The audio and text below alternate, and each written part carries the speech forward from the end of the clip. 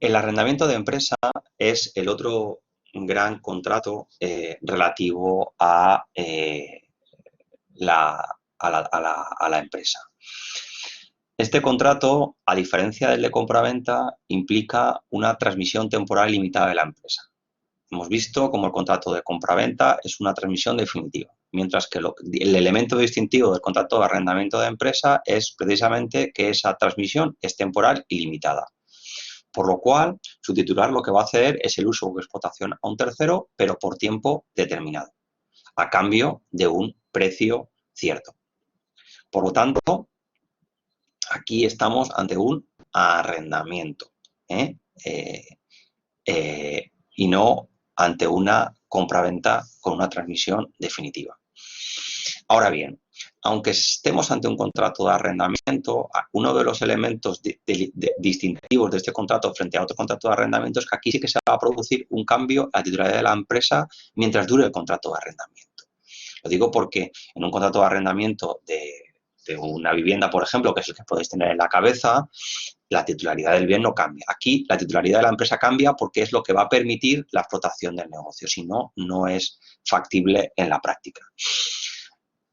También hay que distinguirlo, este contrato, del mero arrendamiento del local de negocio que está regulado en la Ley de Arrendamientos Urbanos. Bien, aquí vuelve a faltar un elemento determinante, como es en este caso, bueno, el contrato de arrendamiento de local de negocio, falta evidentemente todo lo que hay dentro, pero ya no es eso, porque a veces incluso en el local de negocio se pueden incluir enseres, sino que falta. Volvemos otra vez a lo de antes. Falta el fondo de comercio. Por ello, la jurisprudencia ha considerado que para que estemos ante un contrato de arrendamiento de empresa y permitirlo delimitar de otras figuras, especialmente del local de negocio, el contrato de arrendamiento de empresa debe de incluir el local y el negocio de industria. Ese local e industria han de conformar una unidad dotada de vida propia. Os insisto en el elemento organizativo y dinámico que tiene la empresa. Y, en tercer lugar, la finalidad del contrato es continuar con la explotación del negocio. Y esto es muy importante porque las obligaciones que surgen en el contrato de arrendamiento de empresa difieren de las propias de las del arrendamiento del local de negocio y también de su régimen jurídico, como vamos a ver. El contrato de arrendamiento de empresa no cuenta con una regulación expresa en nuestro ordenamiento jurídico. Por lo tanto, habrá que estar al pacto entre las partes. Estamos aquí, por tanto, el principio de autonomía de la voluntad tiene un amplio margen para definir lo que es el contrato, y subsidiariamente se aplicará el régimen del Código Civil sobre arrendamientos. Por lo tanto, no iremos a la LAU, sino iremos al Código Civil, a la parte de arrendamientos, al capítulo dedicado a los arrendamientos. Bueno, ¿cuáles son las obligaciones del arrendador? En primer lugar, la obligación de entrega. El arrendador debe dar poder de disposición al arrendatario sobre las materias primas y mercancías, aunque sean consumibles, es decir, estamos ante un bien inmueble y por lo tanto ha de efectuarse la entrega, y el arrendador debe prestar también una especial colaboración en la entrega para permitir al arrendatario continuar con la explotación, ¿vale? No estamos hablando meramente de lo que es un material estático, hemos dicho. Hace falta que también colabore, pues comunicándole, como existía también el contrato de compraventa, comunicándole pues cuáles son los proveedores, cómo funciona el negocio, tal. También existe obligación de reparaciones, y aquí esta obligación de reparaciones se entiende en cuanto a lo que es el funcionamiento del negocio en su manera más amplia. Y por último, también en el contrato de arrendamiento sabéis que existe la obligación de garantizar el uso pacífico. Aquí sea el uso pacífico de la empresa. Y es aquí donde se inserta la prohibición de competencias. El fundamento de la prohibición de competencia en el arrendamiento de empresas hemos de situarlo en la obligación de garantizar el uso pacífico, que es una obligación característica de cualquier contrato de arrendamiento.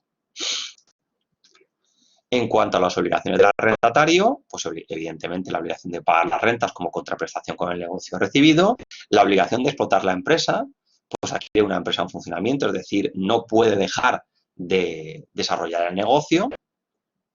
Es más, esta obligación de actividad debe hacerla bajo el estándar del ordenado empresario, sin cambiar ni alterar el objeto, porque él tiene que volver el negocio en similares condiciones a las que lo recibió, ¿vale? Y, como acabo de decir, la obligación de restitución al final del arrendamiento. En este contrato, daros cuenta de la importancia de que tiene que el arrendatario sea una persona que ofrezca unas mínimas garantías para el desarrollo del negocio. Tiene que ser una persona con unas mínimas competencias. Esto en la práctica genera problemas, porque claro, si yo estoy tratando de un negocio que funciona fenomenal, pero luego la persona pues no tiene las competencias, pues, por ejemplo, no sabe atender al público o no sabe llevar adecuadamente lo que es el tema mínimamente de una contabilidad, de que se le pasan las facturas, etcétera, etcétera, pues puede generar graves problemas en la práctica, porque la restitución de lo que se de lo que de lo que es el negocio, de lo que es la empresa, al final del mismo, pues va a generar bastantes problemas. Estas cosas deben de ser analizadas con carácter previo, pero sobre todo deben de ser también plasmadas en el caso de que el día de mañana vosotros asesoréis a alguna empresa, deben de ser previsto qué ocurre en este tipo de circunstancias.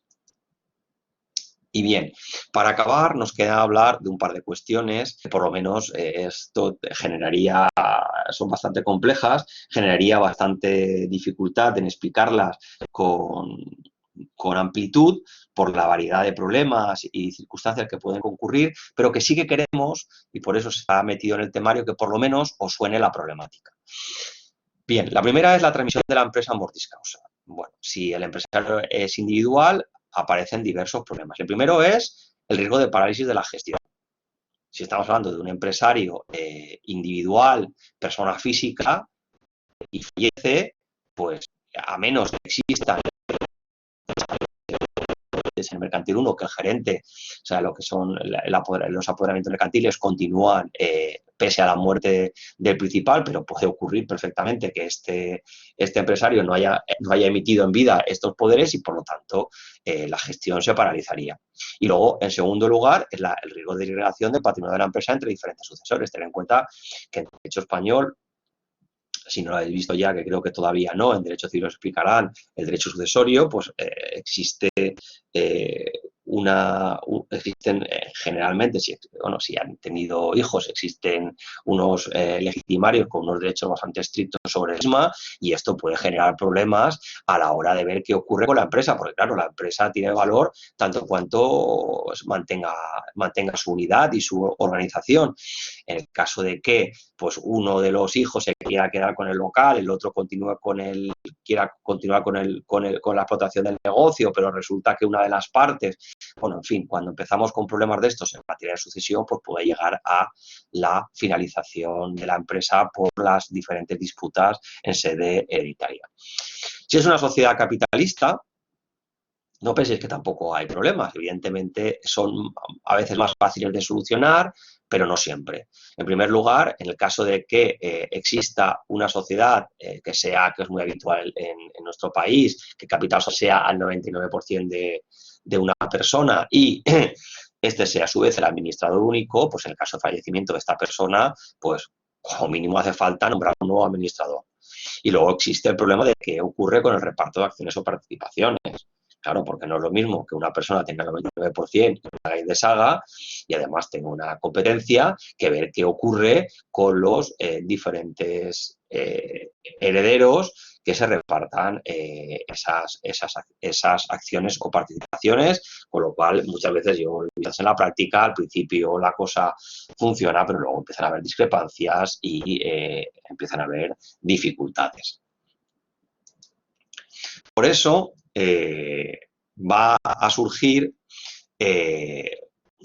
un movimiento en el cual se intenta solventar este tipo de problemáticas cuando de una empresa familiar se trata.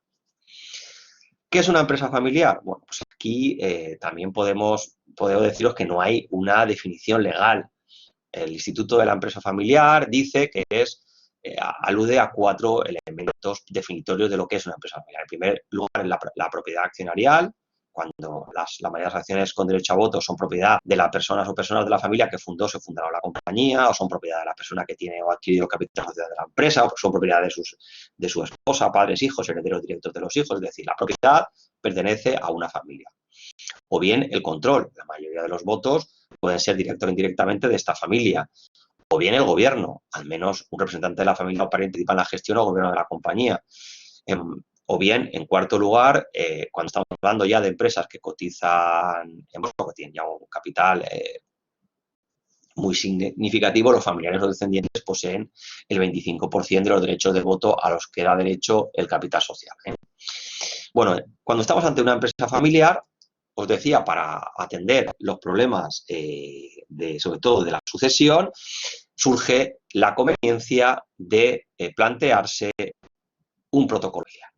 Un protocolo familiar que también las variedades en la realidad práctica son prácticamente infinitas. ¿Por qué digo esto? Porque cada familia es un mundo y, por lo tanto, no es lo mismo que el empresario tenga varios hijos que tenga uno, no es lo mismo que hay algunos que quieran implicarse en el negocio y otros no, no es lo mismo que la empresa sea muy grande y dé para tener un gestor profesional que no.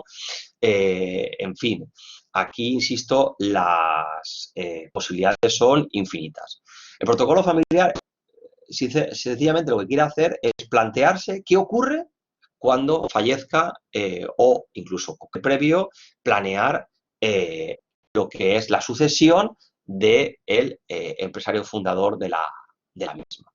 Y aquí pueden aparecer diferentes figuras. Por ejemplo, es bastante habitual que si la empresa tiene un cierto volumen, se aluda a que es bueno y conveniente que exista una gestión profesionalizada, a veces otorgada a alguien fuera del ámbito de la familia, pero luego le hacen controles sobre esa gestión profesional a través de lo que es el consejo familiar, donde se reúnen los miembros de la familia, que luego son parte del consejo de administración, o también la asamblea familiar, donde se reúnen los miembros de la familia para decidir qué hacen de cara a la Junta General.